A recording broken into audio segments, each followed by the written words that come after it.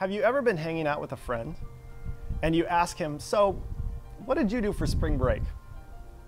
Your friend gets a sort of weird smile on his face as he says, actually, I went to Cancun.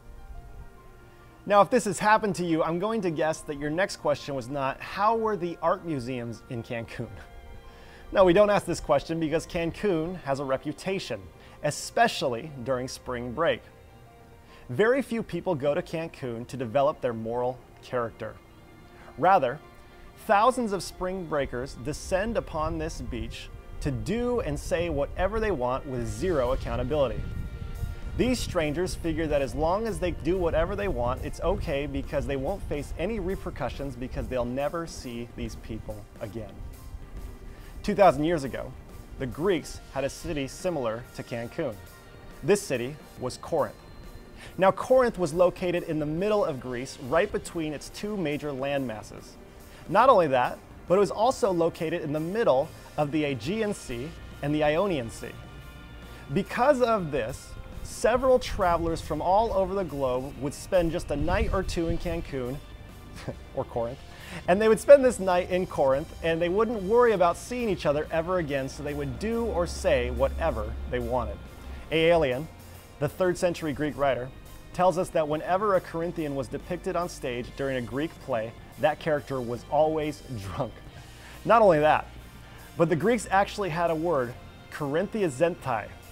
Corinthiazentai was uttered by a Greek who was facing a moral dilemma.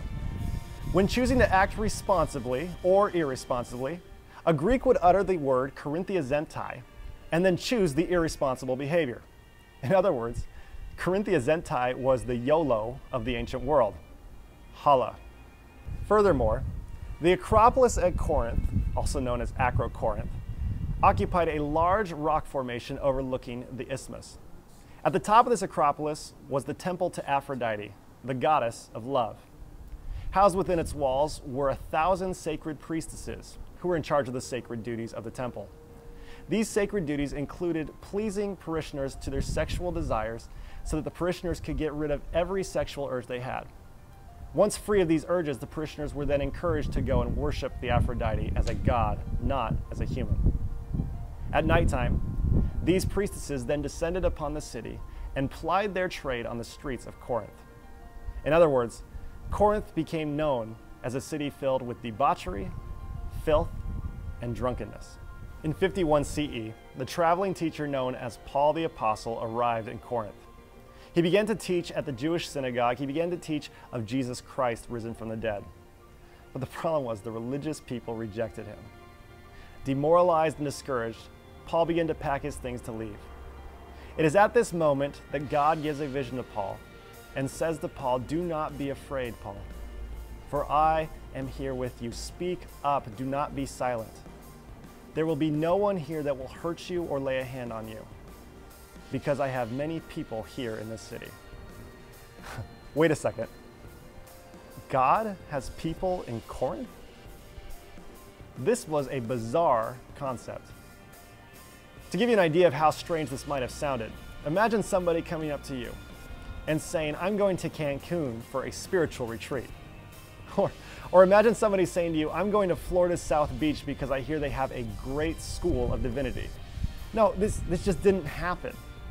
And so Paul heard this and he must have thought it was bizarre, but because Paul trusted God, he spent the next 18 months of his life in Corinth. He was there building a church with prostitutes, the rich, the drunks, the sailors, and the merchants. After a year and a half in Corinth, Paul then moves to Syria in 52 CE, and then eventually moves to Ephesus. Over the next 3 years, the Corinthian church continues to stay in contact with Paul. They write him letters and they send him church members asking for guidance on sticky issues. In 55 CE from Ephesus, Paul sits down and writes a letter to the Corinthian church. This letter we know today as 1 Corinthians, the 7th book of the New Testament. In the letter known as 1 Corinthians, Paul addresses 4 major problems, and then he closes with a proclamation of the resurrection. The first major problem deals with division over preferred teachers. In the church, there were people that were saying, "I like Paul the best." And still there were others that said, "Well, Apollos is the deepest teacher we have." And still others said, I skip church and go to lunch early unless Peter is speaking. Paul talks about the unity of the gospel and how to deal with fracturing in the church in chapters 1 to 4. The next problem is sexual immorality. You see, in the Corinthian church, there was actually a dude who thought it was cool to sleep with his stepmom. Hot. As you can imagine, with Corinth being Corinth, there were several people that thought that this was okay and that this didn't need any reprimanding or any kind of consult from the church. But the conservative members of the church thought this man should be kicked out. Paul uses this problem to discuss sexuality from a Christian perspective in chapters 5 to 7. In chapters 8 to 10, Paul faces a culinary conundrum. You see, the liberals of the church had decided that they were going to eat food that had been sacrificed to idols. They thought to themselves, well, there's nothing really bad about it. Why can't we just eat it? But the conservative people were saying this was a sin. The Bible clearly writes against this. You cannot eat this food. Paul's response to this problem is one of the most surprising passages of Scripture I have ever read. Over the next 3 chapters, chapters 11 to 14, Paul addresses several issues that are at the core the same problem: spiritual one-upsmanship. You see, this part starts by talking about people that are trying to separate classes of women. It then goes on to talk about rich and poor people. You see, the rich people were insisting that they were going to have 2 communions. One for the poor people that everybody could attend, that just had bare bones kind of things. And then the second one would be an elaborate banquet that only the rich people were invited to. The last spiritual one-upsmanship issue had to deal with people in the church who insisted on speaking loudly and talking noisily in gibberish, all to prove that they were more spiritual than the person next to them. Now you may hear these issues and say, that's it, that's why I don't belong to church. The games, the politics, I don't want any of it. I will agree with you and say it is messy, but it is out of this mess that Paul writes 1 Corinthians 13, one of the most profound, insightful, and beautiful pieces of literature in the entirety of world history. Paul then closes the letter in chapters 15 to 16 by talking about how important the resurrection is to the Christian faith. He then seals the letter, gives it to his messenger Timothy, who then gives it to the Corinthian church, and from the church it has found its way into the Bible, the most widely read book of all time.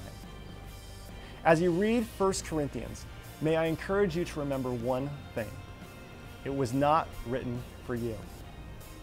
Paul wrote to very specific people at a very specific time for very specific problems.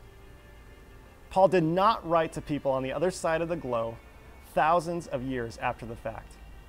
Paul was writing to his friends. Now you may hear this and say, why on earth should we read it? Why spend time going through Corinthians? The only answer I can give you is this: you just have to read it for yourself. We hope that you enjoy this letter that will both frustrate and inspire you. May you love 1 Corinthians.